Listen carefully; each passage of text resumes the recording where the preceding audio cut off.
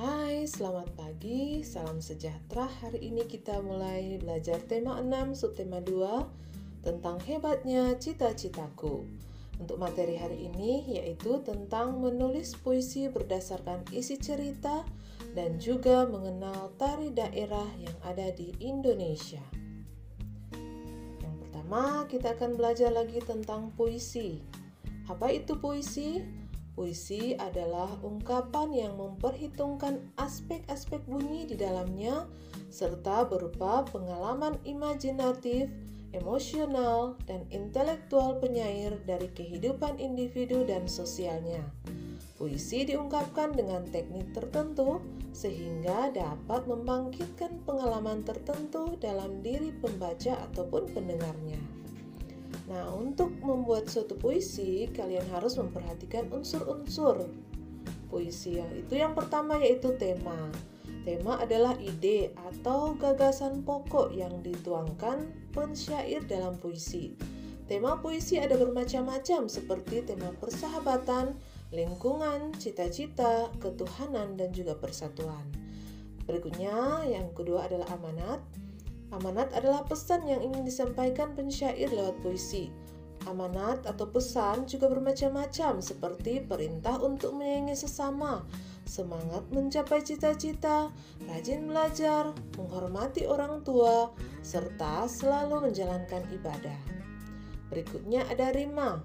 Rima adalah perulangan bunyi yang berselang dari kata-kata pensyair puisi. Rima puisi dilihat dari setiap baris dalam satu bait. Berikutnya ada irama.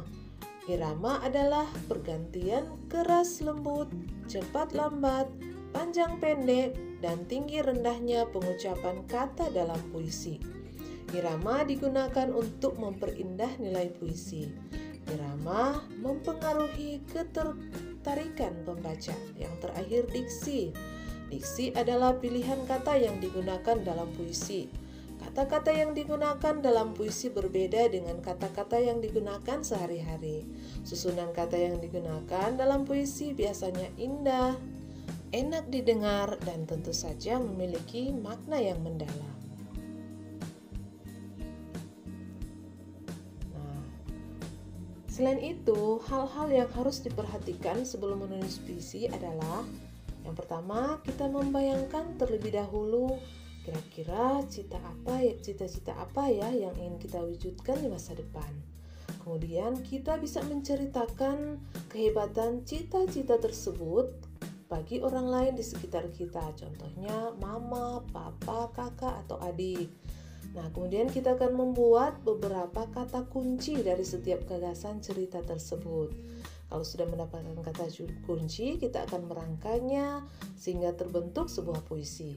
Tentu saja kita harus menggunakan kata-kata dengan rima hampir sama untuk memperindah. Oh iya, jenis rima ada 3, yaitu rima awal, rima akhir, dan juga rima datar atau tengah. Perhatikan contoh-contoh berikut ini. Yang pertama adalah rima awal, kita perhatikan huruf angin adalah dan juga atas. Kemudian rima akhir ada di bagian akhir semuanya, di kata pergi, api, hati-hati, dan berarti. Dan rima juga bisa berada di bagian tengah dalam bentuk satu kata. Nah, ini macam-macam rima lainnya, yaitu rima lurus atau sama bunyi. Contohnya a. Rima lurus adalah baris rima pertama, kedua, ketiga, dan keempat itu sama. Yang kedua adalah rima bersilang, yaitu AB. Yang ketiga rima berangkai atau berpasangan, yaitu AA, BB. Selanjutnya ada rima patah, contohnya AAB atau ABAA atau AABA. Dan terakhir rima berpeluk, contohnya ABBA. Oke, itu tadi cara menyusun puisi. Selanjutnya kita akan dengarkan cerita Uni sebelum dia membuat sebuah puisi. Aku bercita-cita menjadi seorang dokter. Dokter merupakan salah satu profesi yang sangat mulia. Dokter bisa mengobati orang yang sakit. Aku ingin semua orang menjadi sehat. Jika mereka sakit, maka aku akan mengobatinya. Nah, kita perhatikan kata kunci di sini ada dokter, mulia, mengobati, sakit, dan juga sehat. Nah, dari kata-kata kunci ini, maka Uni menyusun sebuah puisi menjadi seperti berikut ini.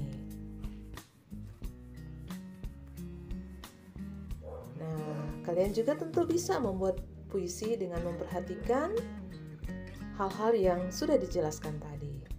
Nah, selanjutnya kamu juga akan menentukan makna puisi.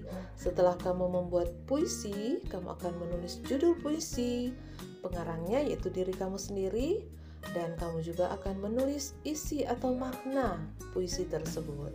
Puisi yang sudah kamu buat tentunya. Demikianlah materi tentang menulis puisi. Selanjutnya kita akan belajar tentang berbagai tari daerah di Indonesia. Nah, anak-anak, seni tari merupakan salah satu bentuk seni yang ada dalam kehidupan masyarakat tradisional Indonesia. Negara Indonesia yang sangat kaya dengan keragaman seni budaya tentu memiliki seni tari yang banyak jumlahnya. Akan tetapi, jumlah itu akan terus berkurang apabila generasi muda tidak mengenalnya. Oleh karenanya, sangatlah penting untuk mengetahui tari-tari daerah yang ada di Indonesia. Nah, mari kita akan pelajari beberapa tari daerah yang ada di Indonesia. Di antaranya, yang pertama ada tari pendet dari Bali. Nah, tari pendet berasal dari Pulau Bali, merupakan tari pemujaan di pura, tempat ibadat umat Hindu di Bali, Indonesia. Tari pendet melambangkan penyambutan atas turunnya dewata ke alam dunia.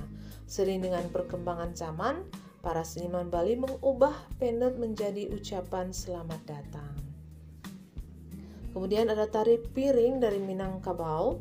Nah, tari piring ini adalah tarian tradisional Minangkabau dari Sumatera Barat yang menampilkan atraksi menggunakan piring. Para penari mengayunkan piring di tangan mengikuti gerakan-gerakan cepat yang teratur, tanpa satupun piring terlepas dari tangan. Gerakannya diambil dari langkah dalam silat Minangkabau atau silet. Nah, selanjutnya ada tari Saman yang berasal dari Aceh. Nah, tari ini adalah tarian dari suku Gayo yang biasa ditampilkan untuk merayakan peristiwa-peristiwa penting dalam adat. Syair dalam tarian Saman mempergunakan bahasa Gayo. Selain itu, biasanya tarian ini juga ditampilkan untuk merayakan kelahiran Nabi Muhammad SWT. Nah, selanjutnya ada tari Remo dari Jawa Timur. Tari Remo ini adalah salah satu tarian untuk penyambutan tamu yang ditampilkan yang baik dari satu orang maupun lebih. Nah, kemudian ini ada tari Kabesaran. Kamu pasti sudah tahu ini, karena tari ini berasal dari Minahasa. Nah, tarian ini dahulu justru sejenis tarian perang yang ditarikan oleh beberapa orang laki-laki. Para penari Kabesaran sehari-hari sebenarnya bekerja sebagai petani atau menjaga keamanan desa di Minahasa. Tapi jika wilayah mereka terancam akan diserang musuh, maka para penari akan berubah menjadi waranei atau prajurit perang. Nah, anak-anak, demikianlah materi kita hari ini. Sampai jumpa lagi pada video pembelajaran berikutnya. Jangan lupa subscribe, @Linda Lisa, dan terima kasih, sampai jumpa lagi.